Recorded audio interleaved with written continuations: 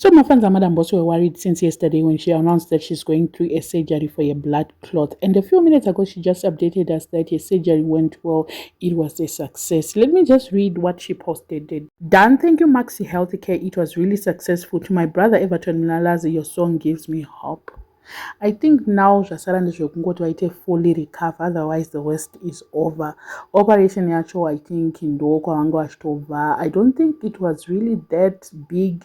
Zvanambotaura makuseni kuti I feel like it was just a minor operation yavanga vachiita. Hopefully she will heal very fast. We need to see her back on our screens entertaining us like all the time.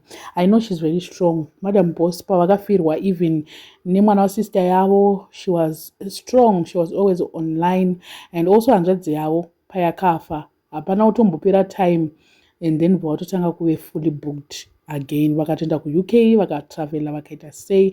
She's one strong woman that I know. I know it's not easy, but very soon I hope to see her back to business. Komanje maprofesa anga ambotivhundutsira yaya ana papa vanga vambotivhundutsira vakati zvoni pray for this person, something is going to happen, you can see death. Ana baba ti vaya vanga vatotaura n'anga dzatombozama kuda kutivhundutsira zvikanzi Madam Boss hazvinombonyatsomira zvakanaka, she needs prayers. Amen.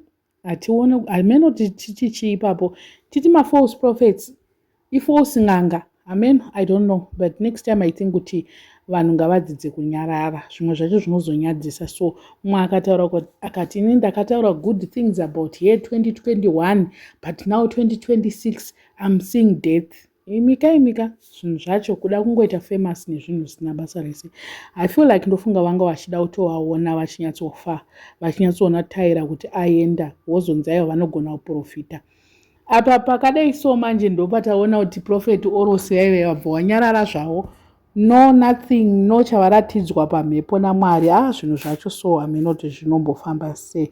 And vabva vavhundutsira vanhu because I saw a lot of people vanga vakutoposta Madam Boss zvekutodaro nemashamwari avo vanga vasina kumbobvira vaposta from nezuro vanga vakutoposta nhasi. Ndaona Mama V, ndikaona na Lauren Nguyo, ana Olinda vanga vari busy kungoti get well soon shamwari zvakati, we are praying for you. Ndikati hazvina kumbonyatsomira zvakanaka. Tanta kutovhundukawo nesu kuti ko chii chiri kumboitika behind the scenes. Kasi Madam Boss is not well. Ukana shamwari dzakunyora unotozototi panapa pane pari zviri kuitika.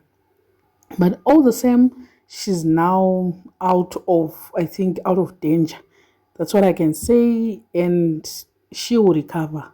I know she will recover and she will continue entertaining us. She will be back to business. She will be back to work anytime soon. If you are a workaholic, you always wish kuti dai ndangoshanda, dai ndadai so. Vanenge vachitongoti regai ndishande, vari in pain kudaro unongochida kutongoshanda because you are used to having money, you are used to working all the time. So yeah, I feel like Madam Boss is one person who is always working despite namo, despite whatever. We are always seeing vachishanda.